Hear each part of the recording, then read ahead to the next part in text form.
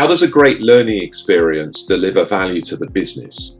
That is a good question, and that's actually exactly the question, David, that we need to ask all the learning designers who are, doing programs or learning interventions, planning those things out, or even just distributing videos from LinkedIn Learning or wherever it is.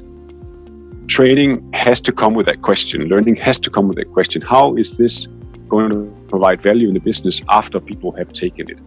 The next question will then be from me, and how are you going to measure that? Yeah. So which indicators in the business are you going to want to see a change in when distributing this training or learning intervention? That's really the question, and it seems simple to ask that question, but it's a difficult one to answer.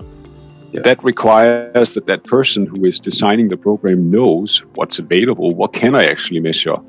And also there's a huge mountain that people, and that's some of the things that I'd love us to demystify a little bit here today, is also how do you really get a hold of that data, and how do you crunch that data to make it meaningful in your context and actually see, is the needle moving? Are we improving the things in the business that we set out to do with this? Yeah, and I think we can definitely dive into some of that, because obviously you are a learning, you have designed plenty of learning, and I'd love to understand from you, and maybe you've got some specific examples at Novo Nordisk around how you've understood what the business indicators it is that you're trying to affect through training, and then how you design the course to deliver on those, and then how you measure after.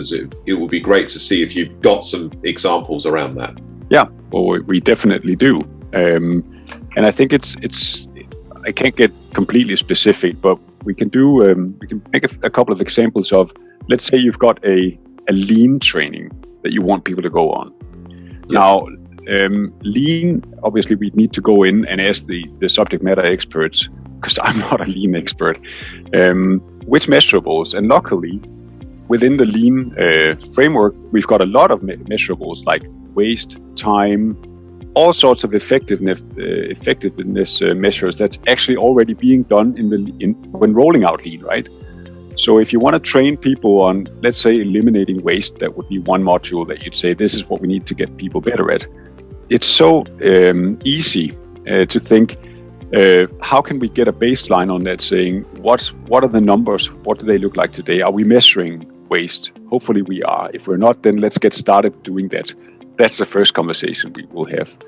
And then we'll take a look at which target group are we distributing this learning intervention to, and how to then measure and how to get close to what they can affect. Because, and this is another aspect that we'll probably talk about as well, it's really difficult to get causation in the picture. So we can't say, because people went to this lean waste elimination training, then waste reduced by 50%. We cannot do that. The human being is so much more complex than that. We do irrational things, we do rational things, and there are so many other things that could have affected that variable. So we do not know, we cannot prove that our training actually made the difference. But what we can say is whether the training contributed to the difference before after, and that's enough. And we can actually, over time, when we get enough data and put it into enough context with enough people, we can start predicting what will happen if we put a training in like this. The probability of our waste elimination or the waste numbers will actually do this and that. And that's a journey we're starting, is to try and put training into a context where we have control of the somewhat control of the environment and the numbers, and then we see what happens, and then we try to repeat that. And the more we try to repeat that in the context, the more certain we'll be with time that this learning intervention will actually change things to the better. And that's what we're trying to do. And that could be on any topic. So the measurements, and I'm just going to try and get really specific, because this always gets people thinking like, how can I relate that to my own business? But in any business, you have sales, right? Sales is an easy win to start out with. You've got sales, it goes up and down, and you can actually track that down to individuals. Obviously, you'd have to adhere to all GDPR regulations, which we are as well. So we're not exposing any individual data. We're really just looking at trends within groups of people. But you can say pretty straightforward, is this training contributing to sales growth or the opposite, or nothing at all? And you've got production efficiency. So you've probably got all numbers on how your production facilities, if you're a production company, how that's working. You've got customer service, probably also measuring satisfaction on that. You've even got people well-being, which I think is a major underrated factor, is when we're doing training and learning, is that contributing to people's well-being or not? And we've got a lot of training and learning interventions which is about people's ability to work efficiently, but also be emotionally present and feel good about working in the company, right? So many different measures that you can just go to the business, and you'd have probably in most businesses you'd have those numbers available somewhere.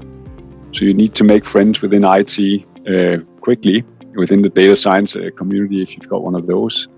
But just in the sales divisions, production facilities, go talk to people and ask them, where are the numbers? Where are you logging this, and how can I get access to this? So many opportunities.